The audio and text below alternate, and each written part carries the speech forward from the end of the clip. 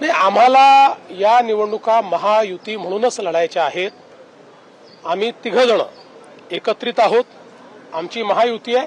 अपवादात्मक काही ठिकाणी, कारण शेवटी कार्यकर्त्याची निवडणूक आहे, त्यामुळे कार्यकर्त्याच्या निवडणुकीमध्ये जिथे खूप तुल्यबळ असतं तिथे खूप जागा सोडता येत नाही, दोन्ही पक्षांच्या अडचणी असतात. तिथे अंडरस्टँडिंगने आम्ही वेगळे लढू. पण एखाद्या ठिकाणी अपवादात्मक परिस्थितीत वेगळं लढावं लागलं तरी एकमेकावर टीका न करता पॉझिटिव्ह प्रचार आम्ही करू. पण शक्यतोवर जेवढ्या जास्तीत जास्त ठिकाणी महायुती करता येईल त्या ठिकाणी महायुतीच आम्ही करू. कार्यकर्ते फार रिलक्टंट दिसतात सर, संधी कमी मिळतील, सगळे एकत्र लढले. कार्यकर्त्यांचं स्वाभाविक आहे, त्यांना त्यात दोष देता येत नाही.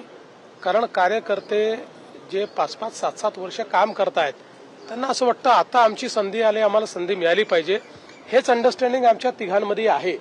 म्हणून आम्ही ज्यावेळेस बसलो त्यावेळेस हे सांगितलं की स्वाभाविक युती जिथे होऊ शकते त्या ठिकाणी स्वाभाविक युती केली पाहिजे.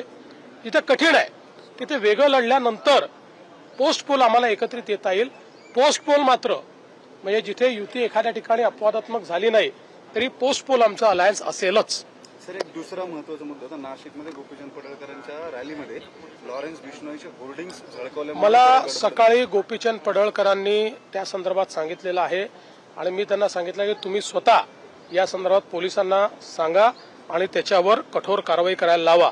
हे लॉरेन्स बिश्नोई वगैरे असे जे काही क्रिमिनल एलिमेंट आहेत हे कुणाच्या रॅलीत दिसणं, त्याचं महिमा मंडन करणं हे सहन होणार नाही. आणि ज्यांनी त्या ठिकाणी त्याचे पोस्टर फटकवले असतील त्यांच्यावरही कारवाई होईलच.